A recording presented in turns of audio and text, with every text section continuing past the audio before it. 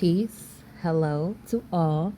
This is S.S.Oracle, Shadow and Soul Oracle, here to relay a divine message to those of the collective who are on paths to healing, releasing, and integrating their shadows and retrieving their souls through love and light, which is truth. Ashe to the team, to the source, to the Most High God, and to all of you. Ashe. So let's just jump right into it. Y'all see who we got out here. You're going to see a lot of deities, a lot of gods, a lot of spirits in this deck I'm working with here. And so collectively, what we're dealing with is confronting, okay? Confronting our past. Looking here with regret, right? This is the ancient Egyptian Kemetic deity Amit, okay? FYI, in these readings, you're going to learn something, okay? You're going to get the message that the spirits want to relay, but you also going to get some education on these deities here and these energies that we work with day to day, night to night. So Amit in the ancient Egyptian Kemetic pantheon is the great devourer. And in the process of being initiated into the afterlife and facing the scales of Ma'at and facing Ampu or Anubis, right? And weighing your heart against the feather. If that heart is heavier than that feather, you getting eaten up by that, okay? Amit is coming to eat you up. That's Amit ready to eat up everybody on the shore here, right? Rising up out of the waters, okay? And waters being symbolic of emotions and of the subconscious mind. So when we're dealing with regret here, right? Regret. Your heart is heavier than that feather, meaning you're still holding regrets, which can also include resentments, okay? Shame, guilt. Let's just read into the card a little deeper, right? We have the number 20 there. That could be significant. This is representing separation, right? And the motto here is I regret. Address your past traumas, insecurities, fears, grudges, sorrows, addiction, and ego. You must let go of all transgressions and forgive all those who have harmed you. You must show empathy, compassion, gratitude, selflessness, and humility to those who have betrayed, abused, traumatized, and abandoned you to open your heart. You must love first and foremost. One of the things about this initiation, right, in the ancient Egyptian Kemetic pantheon and philosophy, when reciting the 42 laws of Ma'at, right, which is likened to the 10 commandments in the Bible, right? All of those, I have not, I shall not, right? The things that the atrocities and the discrepancies of human behavior that we all face and deal with in this lifetime. Okay, we come to confront that with Amit. Okay, and we have to look at ourselves from the lens of being a spiritual being, having a human experience, knowing that the things that we have done and the things that have been done to us are a part of this experience, right? By seeing yourself as a spiritual being and seeing yourself beyond the flesh, we know that we are afflicted and others are afflicted with things that they may not understand. So that's part of the forgiveness. It's not looking at it as if it never happened. It's not saying that it's okay, okay? It's recognizing that we all have afflictions and we have all been affected by our past, our upbringings, our environments. And so we take that view of our experiences so that we can release the regrets, right? And all of the pain that happened. And it's very difficult to do that. This is Shadow and Soul Oracle, okay? We talking about the shadow. The shadow, within that shadow is all of the memories, right? Amit here is rising up out of these subconscious realms, this subconscious water, this symbolic emotional turmoil and turbulence that we experience when we're going through harsh times, right? And even when we're remembering things, even in the process of therapies, and we're bringing things to recall, okay? And we're reliving these experiences that we may have gone through, things done to us, things we've done to others, and we have to be in that space and forgive ourselves and forgive others for that, or for those things if we're going to lighten our heart, right? Again, light is truth. Okay? Light is truth. Bringing something to light is bringing it to truth, right? And so the truth of all is that we are spiritual beings having a human experience, right? The Most High does not put us through things that we're not meant to get through.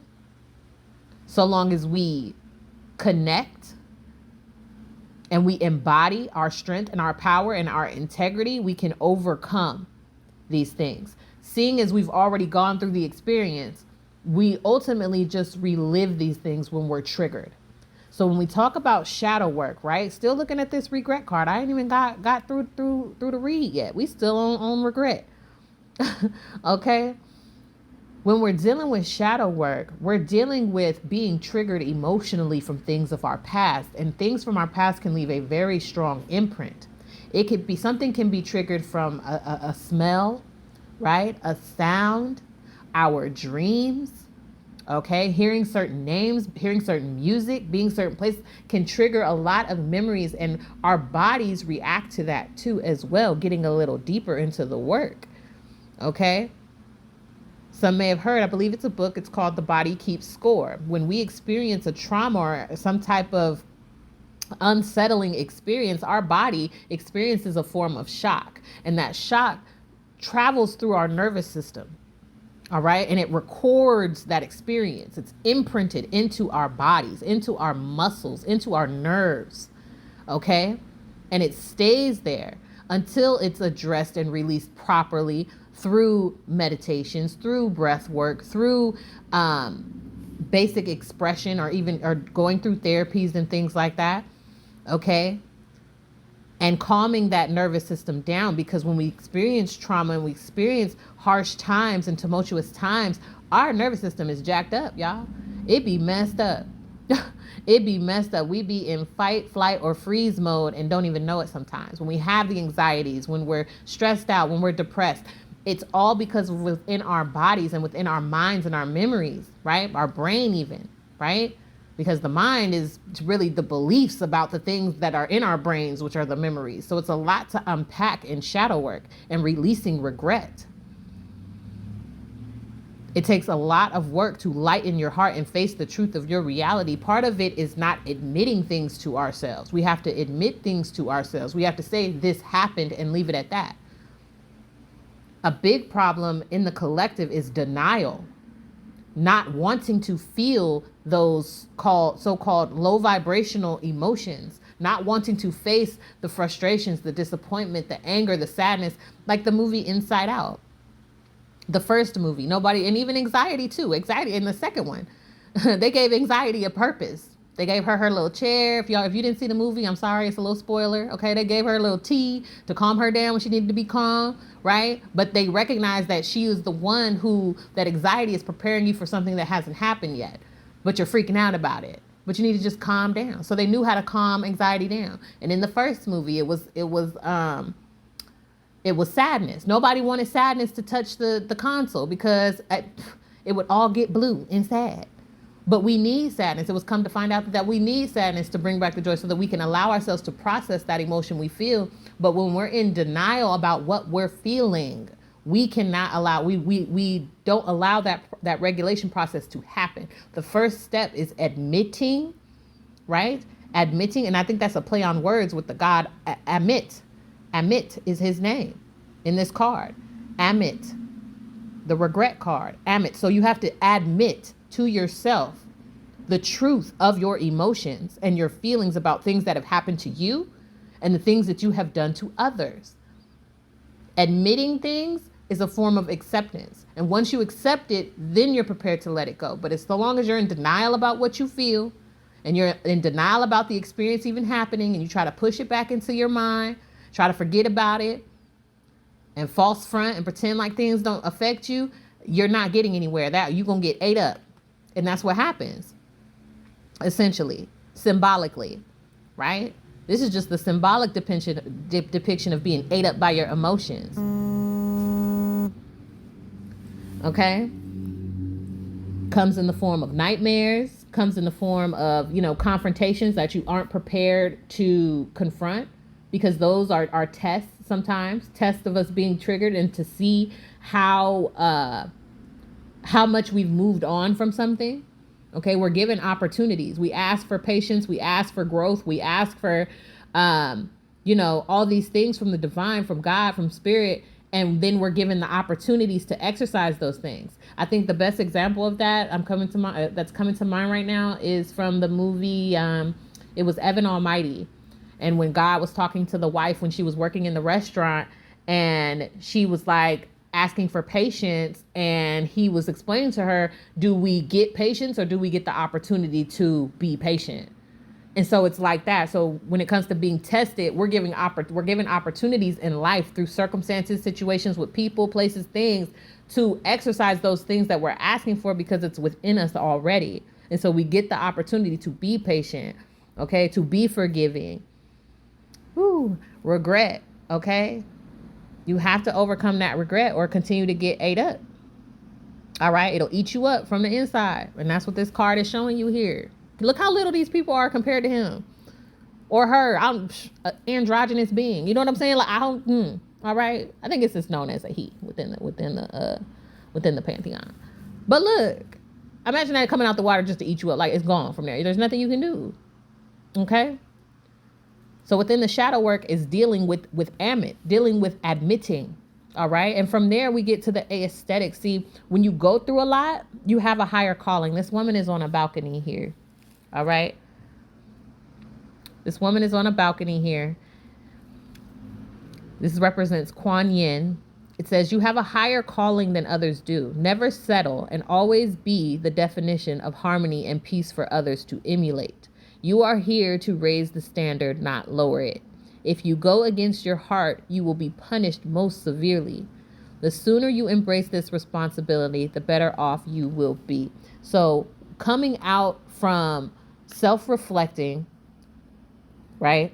From admitting what's happened, from accepting and releasing and letting it go, you get to the beauty, which is the aesthetics. You get to the beauty of it. You get to see how experiences that you've gone through were there to refine you. Okay? To refine you. And the power of your forgiveness and the power of your love and resiliency is what makes you so bright, right? Shining bright. This might be, referring to yourself as a chosen one, those chosen ones, right? You may have gone through all the trenches, but still come out with this big, luminous, bright light. And you're risen, you're ascended, you're above. So you are above the things that have been done to you, and you're above the things that you have done at this point. Growth is what's happening in this process, right? Growth is what's happening in this process right now. You're seeing yourself from your past. See, she's looking over at something, either going to something, right? Looking forward to something. Could possibly be looking down on something, but with looking down, it's not so much feeling like we're better than other people, right? Looking down on your past experiences, we're looking beyond it. We're beyond. We get beyond certain behaviors. We get beyond certain ways of living and being that others may still be involved with, right? But we don't look at ourselves as better than people. That's what makes you beautiful, right? It says, be the definition of harmony and peace for others to emulate.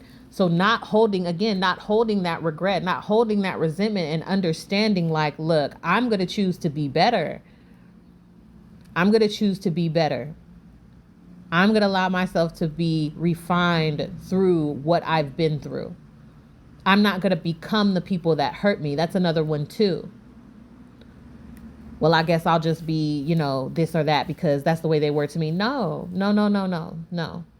And it's not about being the bigger person in relation to anybody else but yourself, and knowing within your heart. See, sometimes we'll know that we're better than certain things, or we're beyond certain things.